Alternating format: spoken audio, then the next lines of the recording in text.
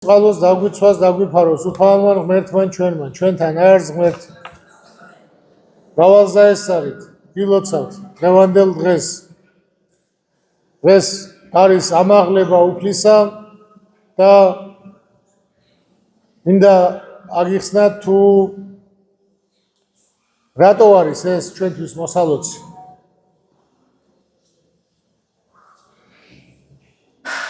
ერთადერთი მიწის მიერ გამოღებული ნაყოფი ანუ ქრისტეს სხეული არის პირველი ნაყოფი რომელიც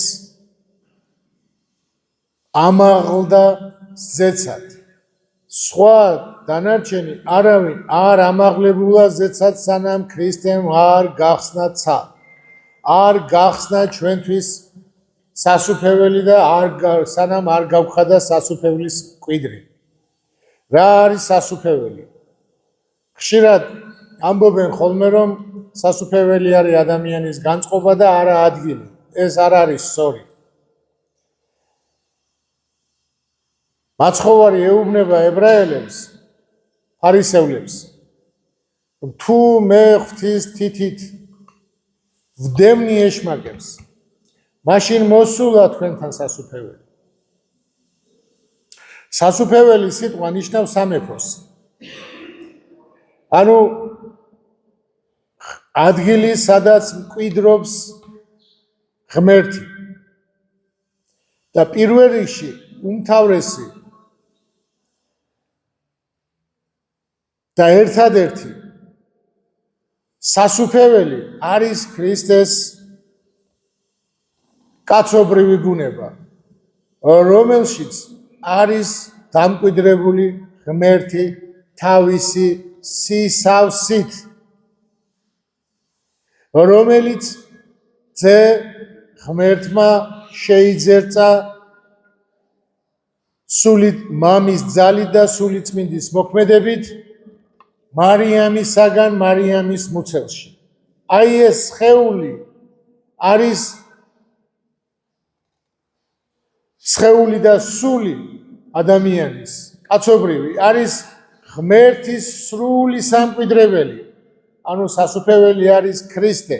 ამიტომ მეუბნება თუ მე ღვთის თითით ვდევნი ეს თითი იმიტომ ამბობს ქრისტე თითს რომ სიმარტივიდან გამომდინარე აი თითით დაძრავო რომ ვიტყვით სიმარტივიდან გამომდინარე იმდენად მარტივი იყო ღმერთისთვის აი ეს ყველაფერი ეშმაკის განდევნა, განკურვა, მიცვალებულის აღდგენა ეს ყველაფერი მარტივი იყო. გარდა ერთისა ადამიანის განწმენდა, ადამიანის გონების განწმენდისა, ადამიანის გონების გათავისუფლებისა, ტყუილისაგან და აი ეს გააკეთა მაცხოვარმა თავისი განკაცებით და აღდგომით. ადამიანის გონება განწმინდა, ადამიანის სული განწმინდა და ადამიანი გახადა ღმერთის სამკვიდრებელი. ამის შემდეგ მაღლდება ქრისტე კაცობრივად და ჯდება მარჯვენით მამისა. ესე იგი ეს უკვე მესამე რაც შეიძლება ითქვა სასუფეველზე, ანუ პირველი ის რომ თავად ქრისტეა, მეორე ის რომ ადამიანია ის ვისშიც ღმერთი იმკვიდრებს და მესამე როცა ჩვენ გარდავიცვლებით სად ვიქნებით იქ სადაც არის ქრისტე. ამას ეუბნება ქრისტე სადაც მოკლული სხეულია იქ შეიკრიბებიან ორბები სადაც ლეშია ესეც ითარგმნება. ანუ სადაც მოკლული სხეული ანუ სხეული რომელიც მოკლეს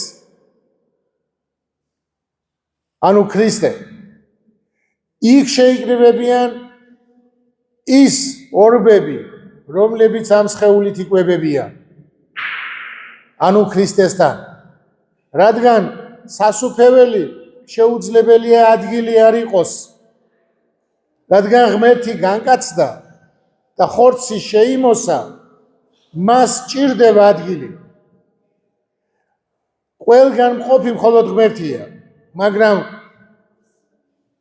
ადამიანი, რომელიც არის ქმნილება და ანგელოზი, რომელიც არის ქმნილება, ის ყველგან მყოფი არ არის.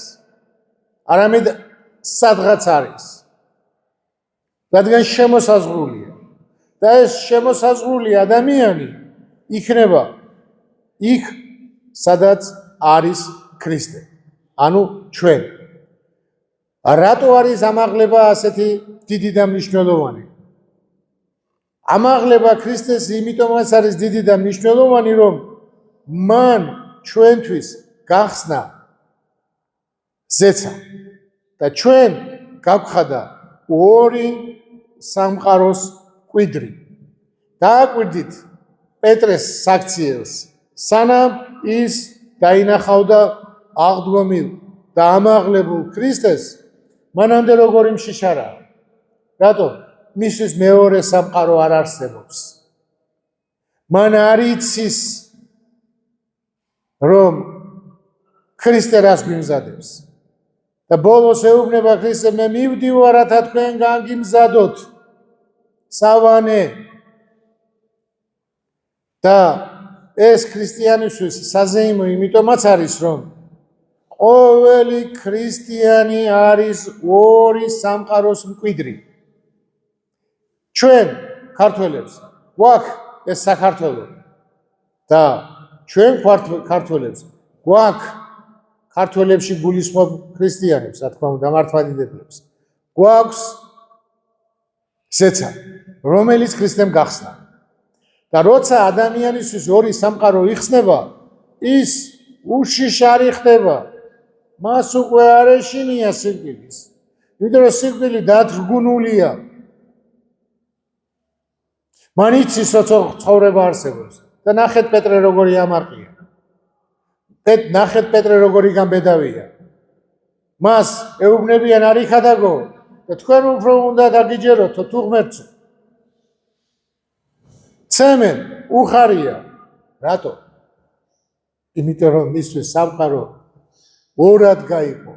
ეს სამყარო და სამყარო, რომელშიც მარადიულად დაიმკვიდრებს, სადაც ქრისტე ამაღლდა. ამიტომაც წერია, რომ მოციქულები რომ დაბრუნდნენ უხაროდათ. რა უნდა გახარებოდათ? მათი ღმერთი, რომელიც ასე უყვარდათ, ამაღლდა. დაიმალა მათთვის. ფიზიკურად. და რა უნდა უხაროდეთ? ის რომ ამ ამაღლებით მოციქულები და ყველა ჩვენ გავხადა ორი სამყაროს მკვიდრი. აი ეს არის სიხარული. ეს არის ამაღლების უმთავრესი მნიშვნელობა, რომ ზეცა გაიხსნა. ზეცაში არ იგულისხმება ჩვეულებრივი ზეცა, არამედ გაიხსნა სასუფეველის კარები ჩვენთვის და ეს გახსნა ქრისტე. აი ესეთი ისტორია არსებობს.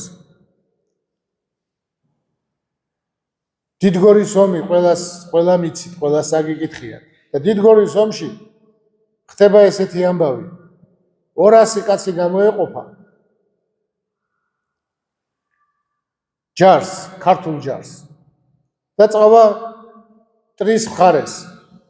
მტერი იფიქრებს, რომ ისევ ღალატი მოხდაო ქართველებშიო და შეუშვებენ შუაგულში. და იქ დაიწყებენ ბრძოლას. დაირევა მტრის რაზმი და შემდეგ უკვე მთელი ჯარი იწყებს ბრძოლას და იმარჯვებს. თავსვად კითხვა. ის 200 კაცი რო შევიდა იქ და ბრძოლა დაიწყო. ეს აღწერილია, მაგრამ არც ერთზე არ არის ნათქვამი, რომ იქიდან გამოვიდა ცოცხალი. და იქ რო შედიოდა, მაშინაც იცოდა, რომ 200 კაცმა იქიდან ცოცხალი თვითონ ვერ გამოვიდოდა. მაშინ რამ შეიყვანა? აი ამან. რომ იცის სიკვდილი არ არსებობს. რომ იცის სამშობლოსთვის ბრძოლა მარადისობას აძლევს. ქრისტეს სამშობლოსთვის, ქრისტეს გულისთვის არის ეს ყველაფერი. როცა შენ იბრძვი შენი სამშობლოს დამოუკიდებლობისთვის, როცა შენი სამშობლოს მტერს ებრძვი, როცა შენ იცავ შენს ქვეყანას, შენს დამოუკიდებლობას, რომელიც არის ქრისტეს ქვეყანა, მაშინ შენ იცი, რომ შენ როგორც პავლე მოციქულს, გვირგვინი გელის და შენთვის გახსნილია ცა, გახსნილია სასუფეველი, აი ეს თუ იცი, მაშინ შეგიძლია ამის გაკეთება. აი ეს არის სიძლიერე ჩვენი ერისა.